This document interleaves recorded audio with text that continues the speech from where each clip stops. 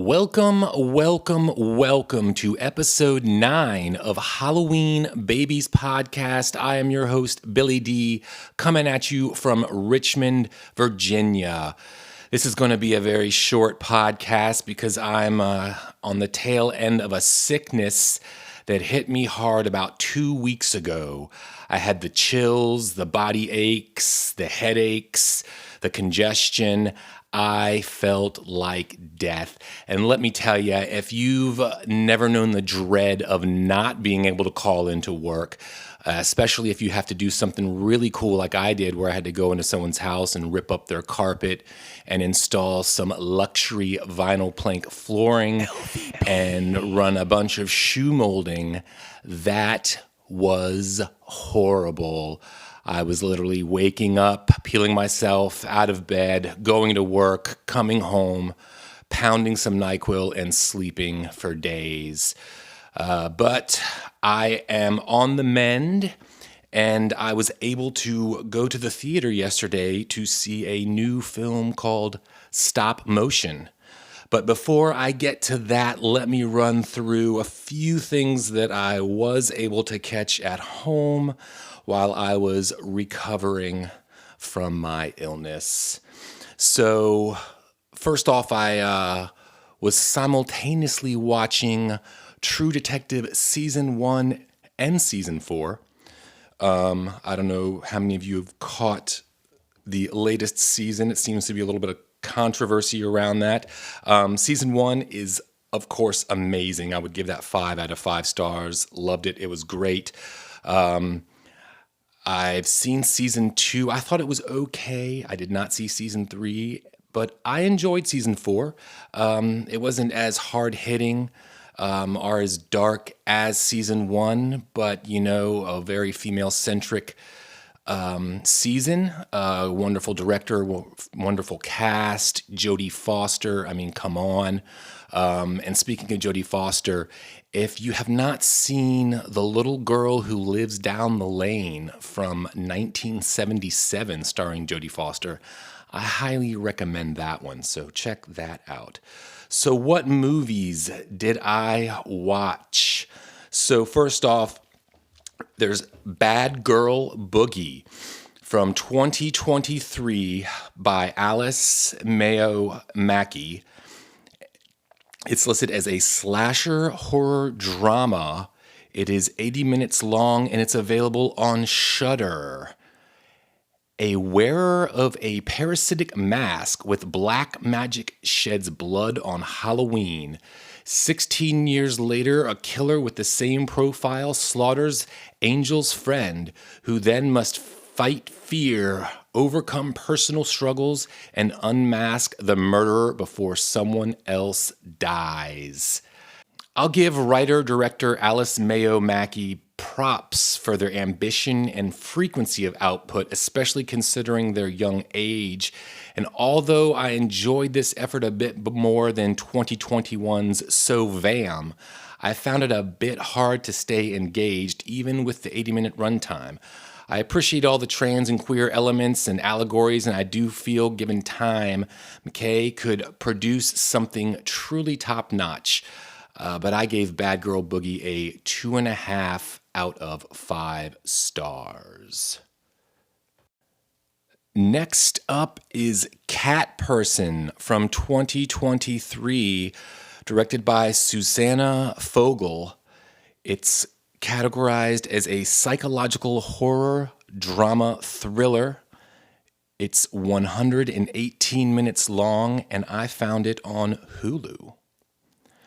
When a college girl gives her number to an older man, they start a romance and things get a little awkward, but can't go that bad, right? He's got 2 cats. This film plays with the tropes of modern dating and how we question the intentions of ourselves and others while also playing against our innermost fears and expectations. Whimsical and comedic at times while also getting dark and dirty, Cat Person doesn't pick a bad guy and point a finger, because if it did, the finger would be pointed back at us. Excellent lead performances by Amelia Jones and Nicholas Braun, and Geraldine Viswanathan I apologize, Geraldine. As the too smart for her own good best friend. Isabella Rossellini and Hope Davis are a nice addition to the cast as well. Susanna Fogel, who wrote Booksmart, directs this time, leaving the writing duties to Michelle Ashford, known for Masters of Sex. Based on the short story by Kristen Rupinian, I found myself completely engaged and enjoyed the ride this took me on. I gave Cat Person a 3.5 out of 5 stars. Next up is a classic, The Bird with the Crystal Plumage, from 1970, directed by Dario Argento. It's classified as a giallo horror mystery thriller. It's 96 minutes long, and it's available on Shudder. The tagline, a stunning portrait in psycho-terror. An American writer living in Rome witnesses an attempted murder that is connected to an ongoing killing spree in the city and conducts his own investigation despite himself and his girlfriend being targeted by the killer. So Argento's early attempt at giallo that serves as an enjoyable enough stepping stone and introduction to the subgenre. This seems to be a popular one amongst fans, but there was just a few too many contrivances and nonsense for my taste. I gave this a 3 out of 5 stars. Next up is Dream Scenario from 2023, directed by Christopher Borgli. It is classified as a dark comedy, high-concept psychological horror. It is 102 minutes long, and I rented it on Prime for $3 or $4, I believe. The tagline, meet the man of your dreams. Hapless family man Paul Matthews finds his life turned upside down when millions of strangers suddenly start seeing him in their dreams. But when his nighttime appearances take a nightmarish turn, Paul is forced to navigate his newfound stardom. Sometimes a subdued cage is a more powerful cage, and that's what we got here.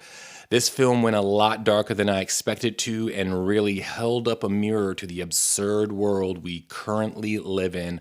This is a highly recommended film coming from me at a 4 out of 5 stars.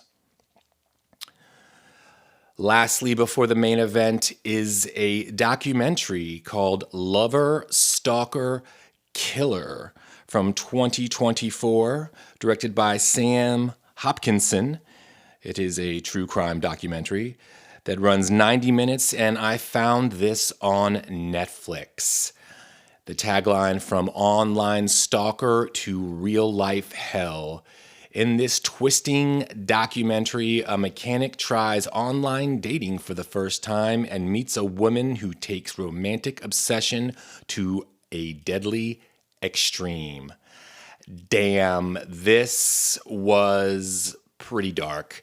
It started off pretty standard at first, and I was wondering why it needed to be a feature-length documentary, but then it takes a few turns and gets super dark and super sad with a heartbreaking yet redeeming ending. Man, the moment I saw that foot tattoo, I knew this was going to be about a crazy female, and it is. I gave Lover, Stalker, Killer a 3.5 out of 5 stars. So, the girl runs away through the woods. She finds a house, and she hides in it. And who's coming for her? Maybe a wolf? Like a Red Riding Hood type thing? It's a man. What man? A man no one wants to meet.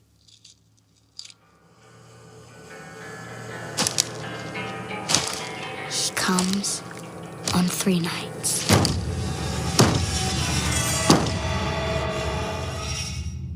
What does he want? Hey, that's much better. See? You can use her skin.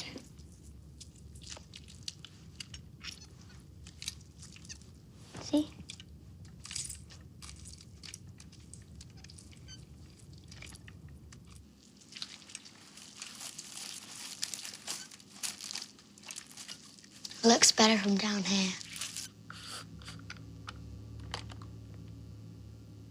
Like that? Yeah. Stopmotion released February 22nd, 2024, classified as animation horror with a runtime of 93 minutes, directed by Robert Morgan, written by Robert Morgan and Robin King.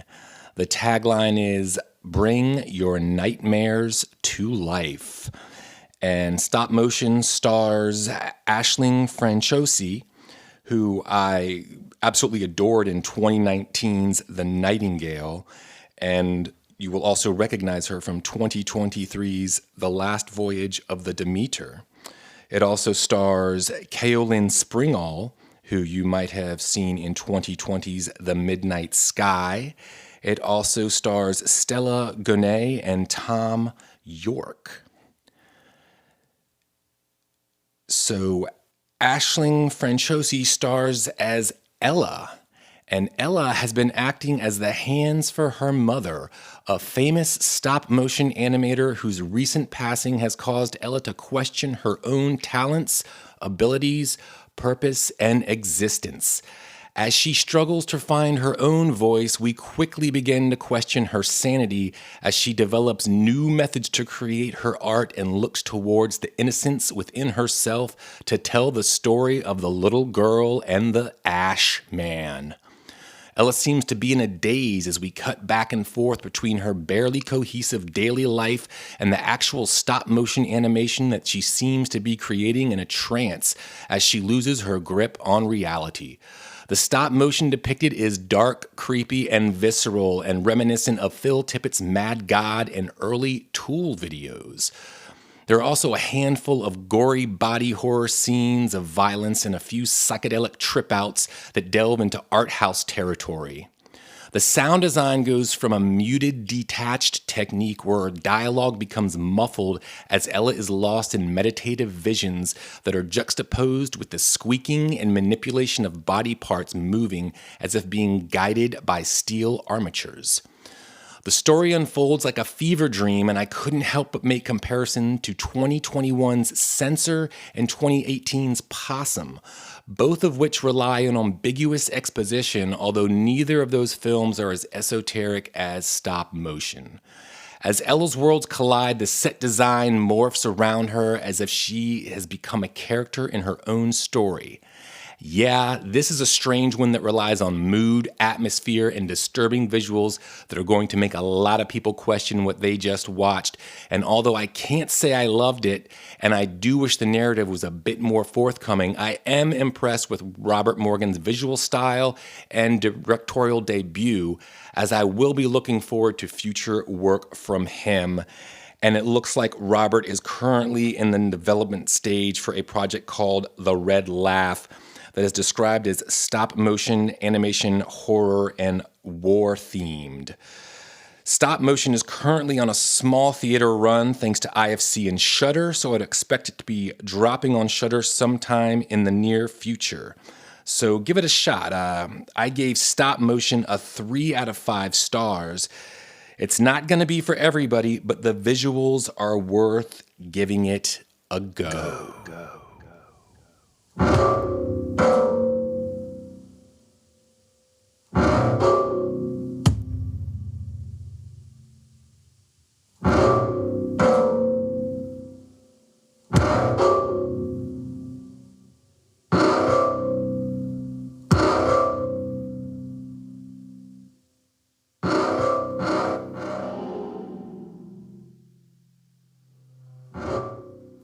So that brings this short episode, episode 9 of Halloween Babies podcast, to a close. Thank you all for listening, and please rate and review this podcast. You can contact me on Instagram at Halloween Babies Podcast or via email at halloweenbabiespodcast@gmail.com. I hope everyone out there is staying safe and staying scared.